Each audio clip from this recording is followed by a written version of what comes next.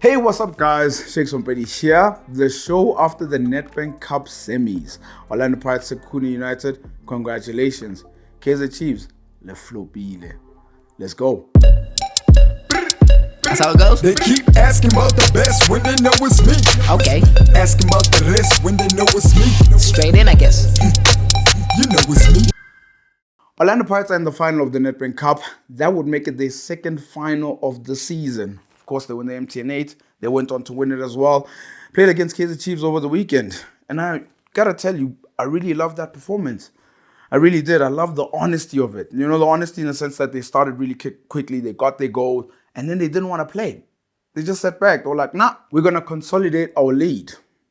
That's it. They didn't play well. They really didn't play well. And I think the key thing for me within this game was the two coaches. The subs. The subs that Jose made. The changes that he made within the game. Putting Marco at Ashley Dupree. I mean, once Marco went down that side, you never saw Ashley Dupree the whole game. The whole game. And it sort of showed that Kaizer Chiefs probably have only one way to attack, and that's his pace. Mtetwa coming in, changing the style of play. Jose, I see you, man. That's the type of coach that he is. You could see the experience that he does have.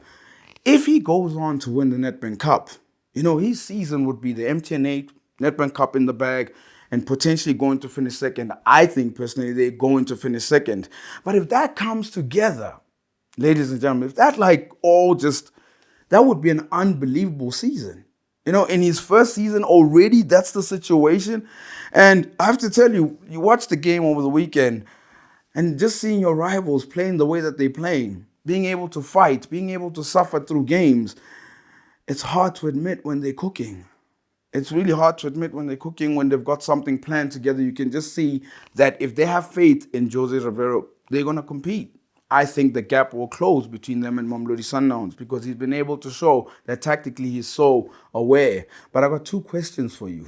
Two questions. Question number one, Nedbank Cup, MTN 8, second place versus league winners, Mamelodi Sundowns.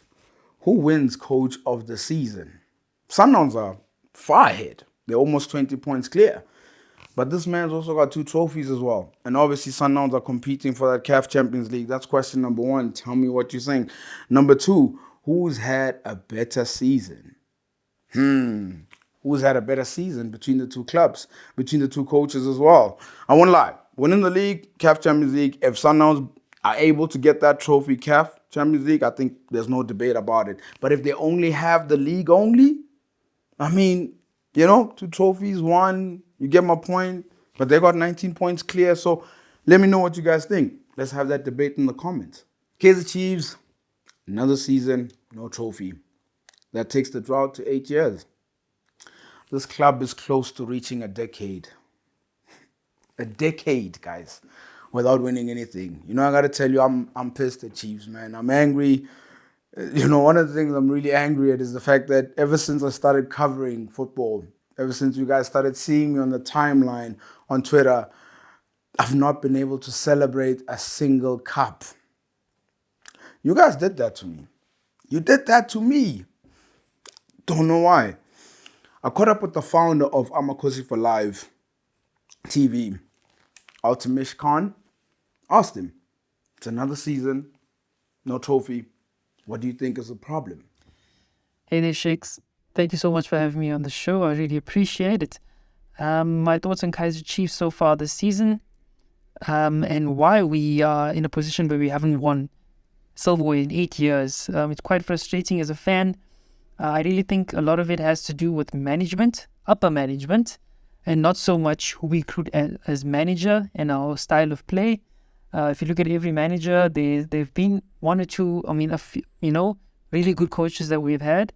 Good quality players have come in, but there's also been a lot of bad decisions made in terms of recruitment as well. If you look at this season, Zwane has played a good style of football that the club and the fans are used to. Quality is there. There are some really good quality players in the side, but there's a lot of deadwood as well. And there needs to be some accountability as well from the players. If you look at the Soweto derby, everything was going their way. We lacked concentration and we failed the club. these players throughout the season, there have been moments that they failed the club. So we need to do something there. I think there needs to be some reshuffling, let players go and bring in some good quality players. I think there needs to be, So in terms of failure, these players, when they go onto the pitch, I think they fail the badge, they fail the club, especially in the Soweto derby, representing Soweto, representing Chiefs. They didn't give their all and they failed us because it was all there for the taking. We gave Pirates a hiding, if you ask me. We split them open so many times and we had the chances. And throughout the season, there have been moments where we had chances to win games. And we're failing Zwane as well. We're failing the club, we're failing Zwane. So something needs to be done. People need to start taking accountability. So those are my thoughts. Thanks very much. You heard him right there. Spoke about management, recruitment, dead wood. Players not accountable, and also players failing the badge.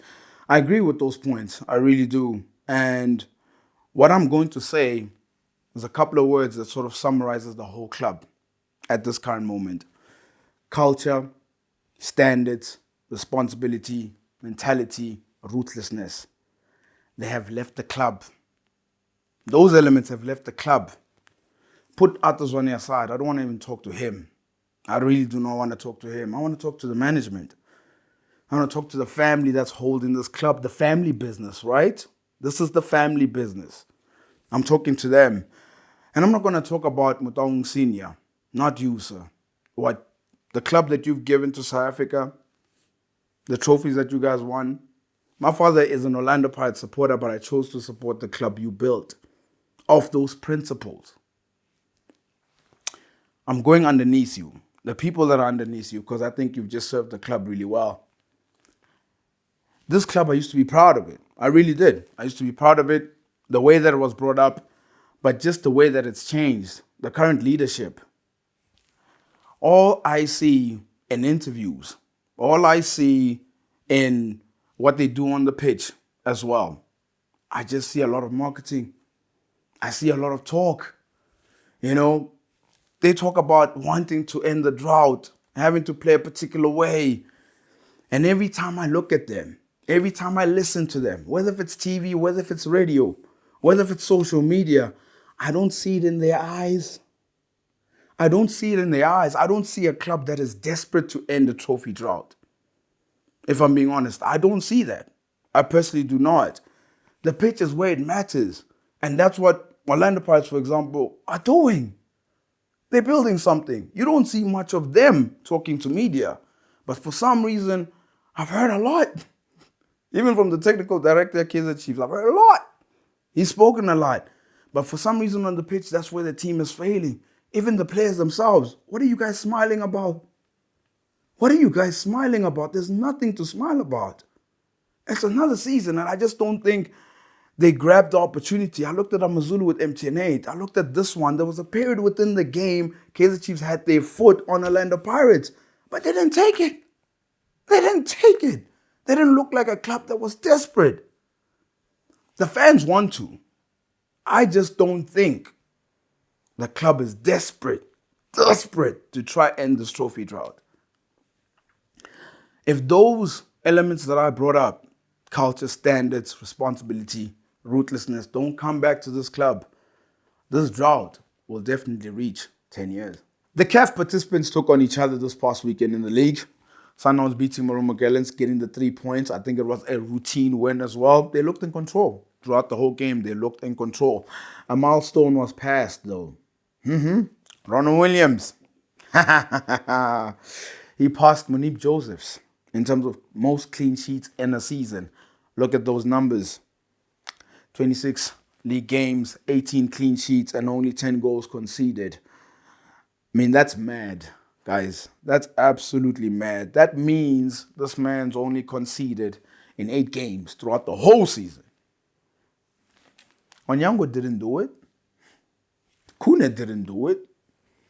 And I see people on social media not trying to give him his credit and saying, yeah, but Sundowns are the best team anyways. But Onyango was there the whole time. He was not able to reach this milestone. But Ronwen Williams, you've come in, man.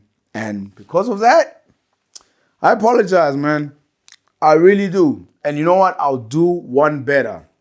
Chef, that humble pie.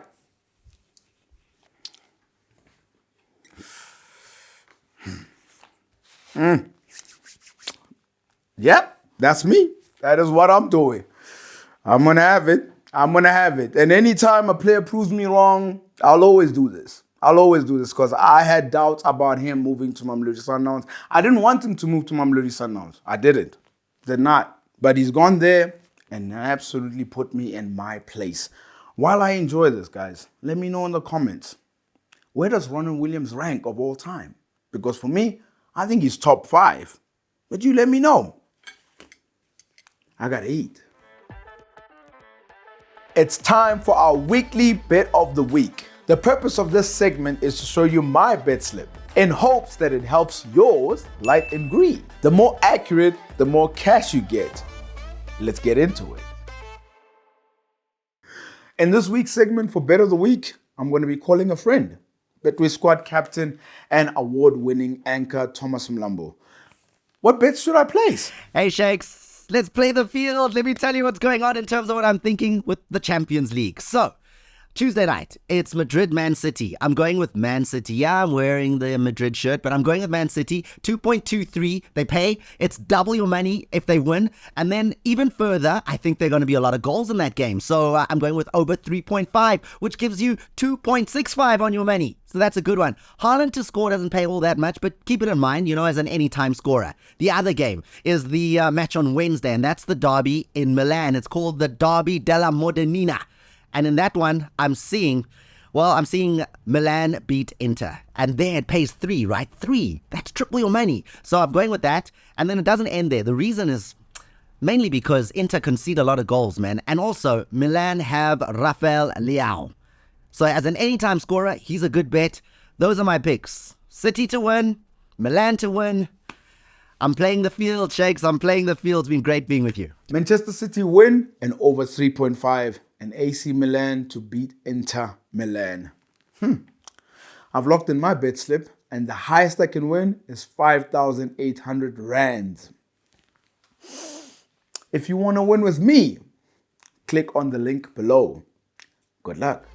That is Bet of the Week, sponsored by Betway. Remember to practice responsible betting at betway.co.za. Until the next one, all the best. We've come to the end of the show. I'd like to take this opportunity to pass my condolences to the family and friends of Alex Goldfingers Shakwane. May his soul rest in peace.